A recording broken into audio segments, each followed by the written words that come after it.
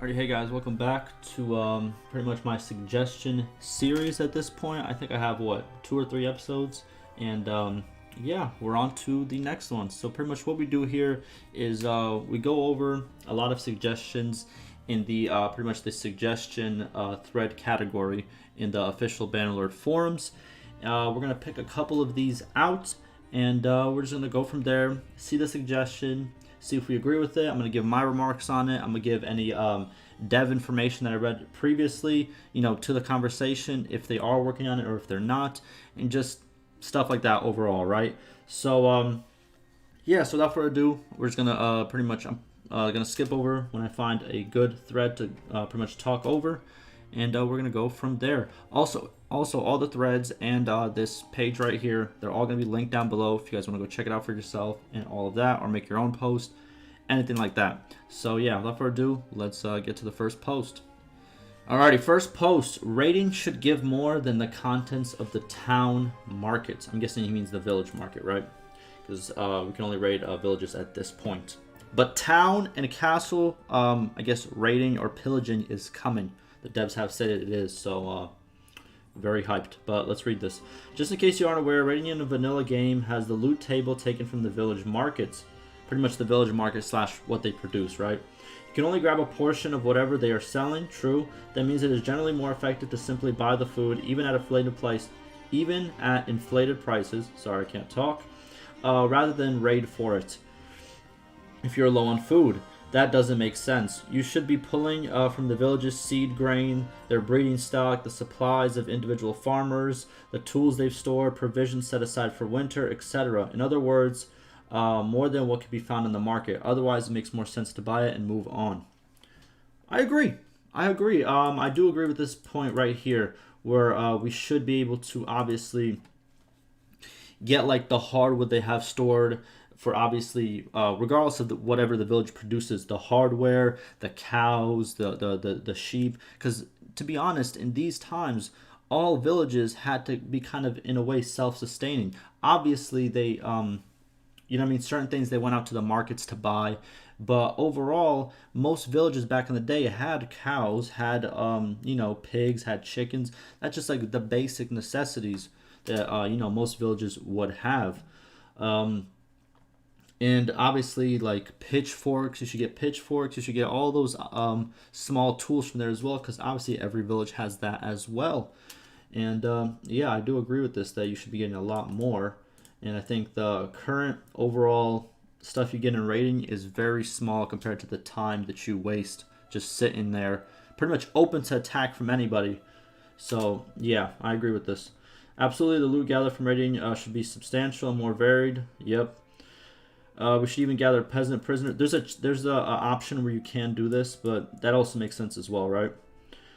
Maybe when the raid is finished, right? If you get all the way to the end of the raid, you imprison some of the people who probably didn't run away or something like that, right?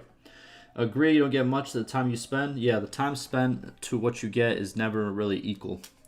It never made much sense to me that you're able to buy goods from enemy villages in the first place. True, I understand that peasantry may not care about what they're selling their harvest to, but their liege lord would probably have something to say about willingly assisting the enemy. Maybe you should not be allowed to trade with enemy villages at all, only allowed access to a portion of neutral villages' stock, and allowed full access to allied valued stocks. Then to compensate, raiding can be more lucrative. I think you should be able to see full access to both allied and neutral. One thing that I would like to see, now hear me out.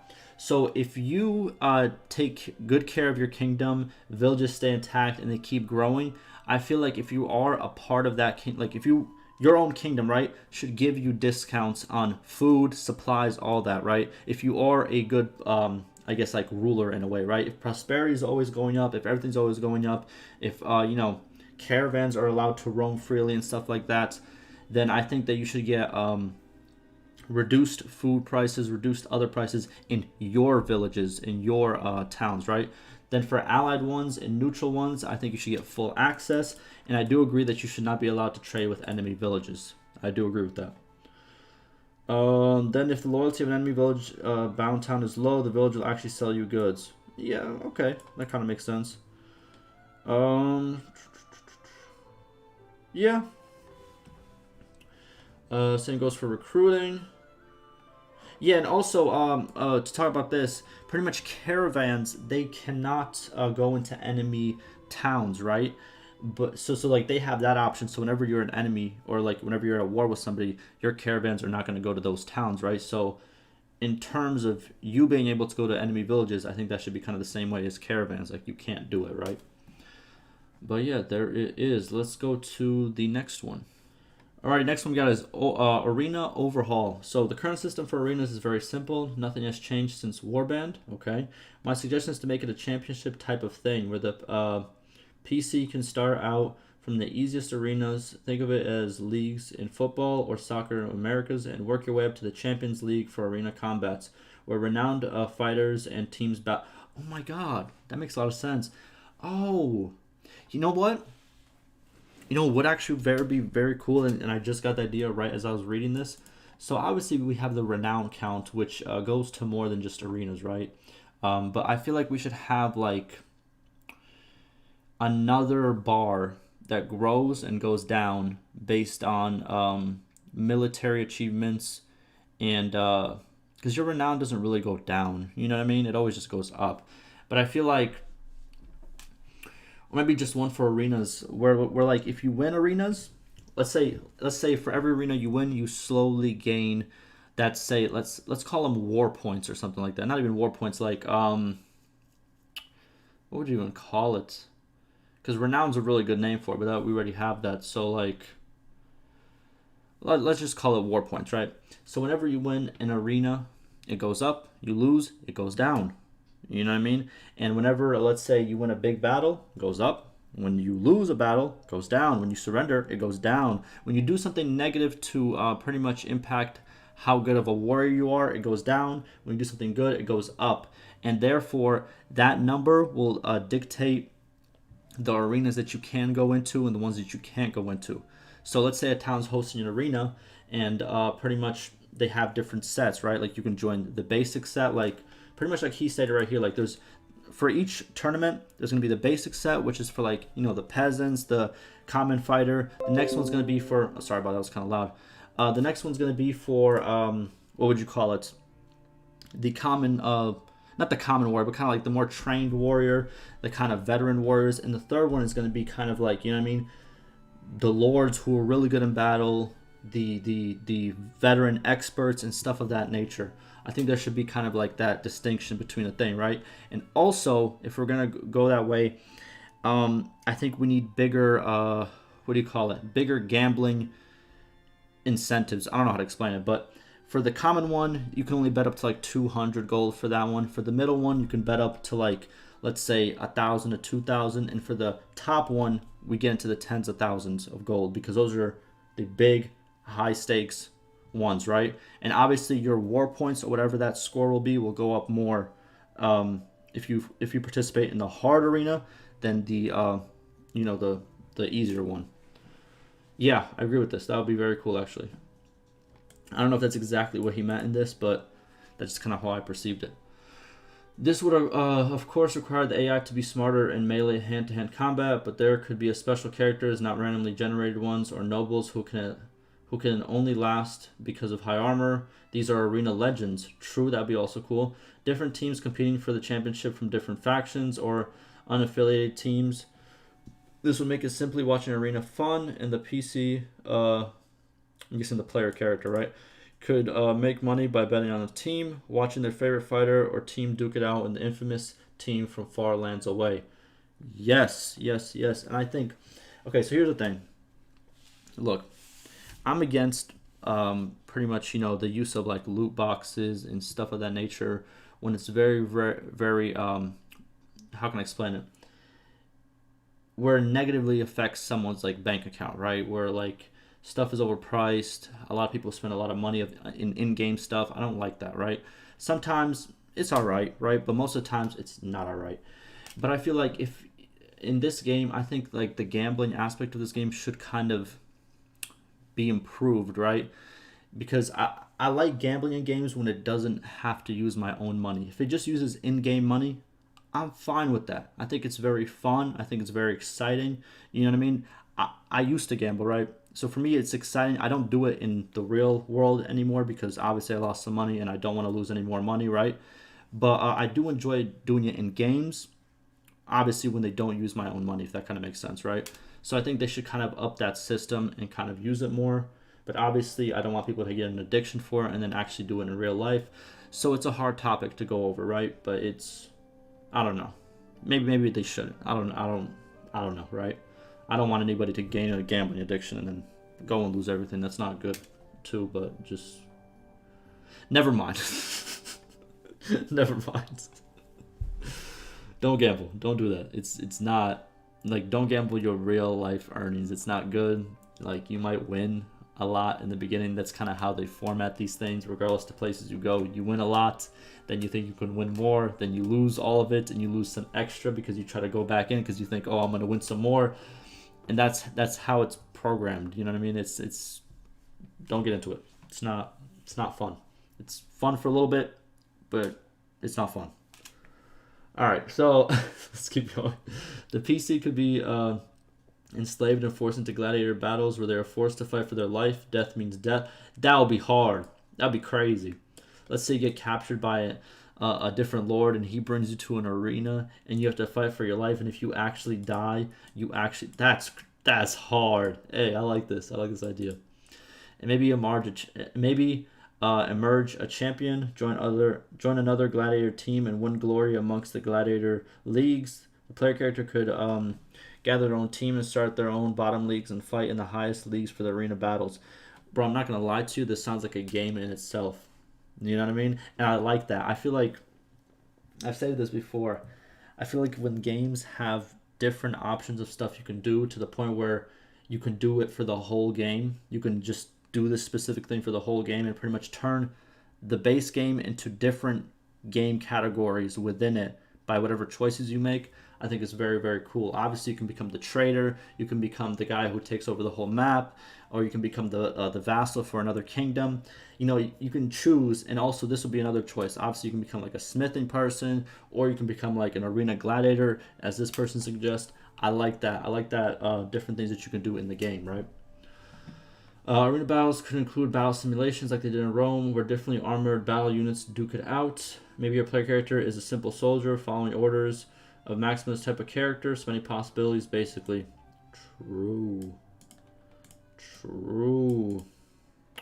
I've been told to do so by a sub forum moderator, and I was going to do it, but they said to decide not to merge it and let it stay that way. So this is what is up. Yeah, this guy made a lot of suggestion posts I've seen. I think we're going to cover this one and another one he did post, but he hasn't made a lot of them.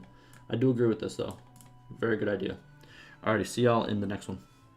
Alrighty, next one. Troops on siege towers should wait before lowering ramp. As the title states, problem is that attackers tend to lower the ramp as soon as possible and get swarmed by enemies. This makes siege towers with ladders rather useless. If they could wait until there is enough troops on the top for a decent chance to gain foothold at the wall, the rest would not get slaughtered while climbing up the tower. +1. I do agree. I think it's pointless having all that space up there for them to just drop the bridge. It doesn't even make sense to drop the bridge before there's, that spot is filled up. Because the whole point of that big spot on top of the siege tower is for troops to fill up before they drop the bridge. So I do agree with this. I think when they do go over when the devs go over the changes that need to be made to siege towers and all that, hopefully this is included. Hopefully this gets enough traction to be seen by them, by the developers, and yeah, because the developers, they said they are fixing obviously the one person only climbing up on one set of ladders on the siege tower and stuff like that. So I do agree. All right, let's get to the next one. Alrighty, next one. Ability to go full bandit / unaffiliated with a full-fledged crime world with different factions. Boom. So obviously, like he did the arena gladiator kind of thing. Now he's doing a different one, right? So currently, banditry is shallow, very shallow. The roguery skill is not utilizable very much. All bandits attack our player character no matter what we do. True. You can make it so that just like other okay, I can't read. You can make it so that just like there are other kingdoms and principalities, there could be different factions for the unlawful types where each controls different parties, cities, villages, or geographies on the map. Now, hear me out. We've talked about this before. So, obviously, there's crime bosses in most towns, right? Here's how I see it. I think the crime leaders of the crime world, it doesn't have to fight the actual lords, right? Here's how it would work. So every town would be owned by a specific crime boss, and that boss would be part of a crime family, and there would be multiple families across the world.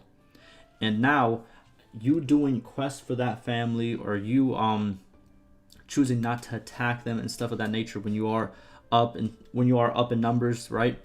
Or other stuff that you can do. Doing that will gain good reputation with that crime family.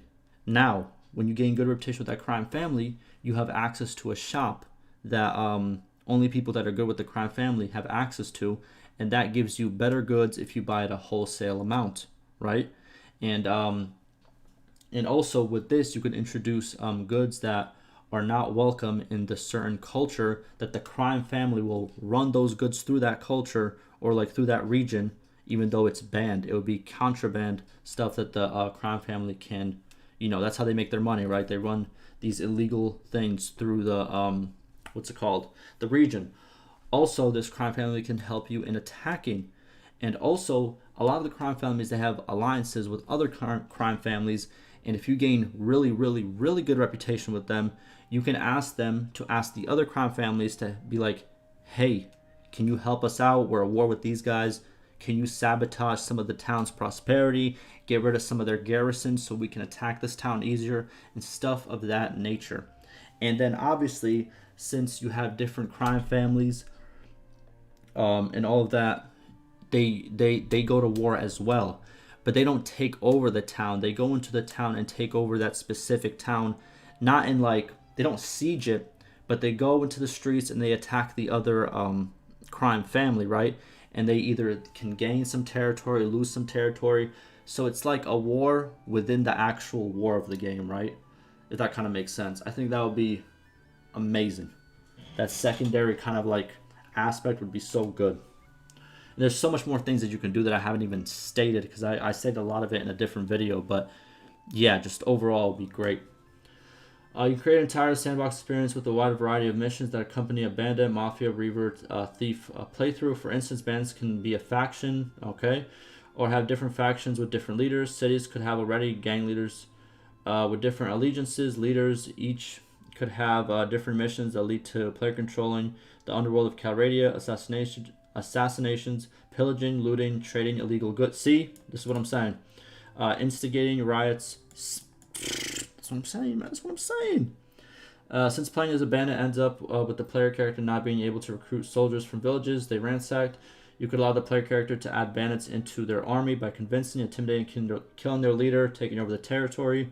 You could even make it so that the player character, while trying to become king, could use these outlaws to their advantage in assassinating rivals, instigating riots, and ransacking rival territories. Yes, I agree 100%. I think this should be in the game. Will it? I don't think so. I think this will probably have to be a mod, but I would love to see it if this ever gets into the game. But I agree 100%. But yeah, that's going to do it for the video. Those are the 4 suggestion threads that I picked for this week. I do this, I think, about once a week, sometimes twice a week. And yeah, we're going to go from there. So if you're watching this, I'm going to link the other videos down below as well if you want to go watch some more of this type of content. Ask me any questions, any concerns, and like always, stay safe.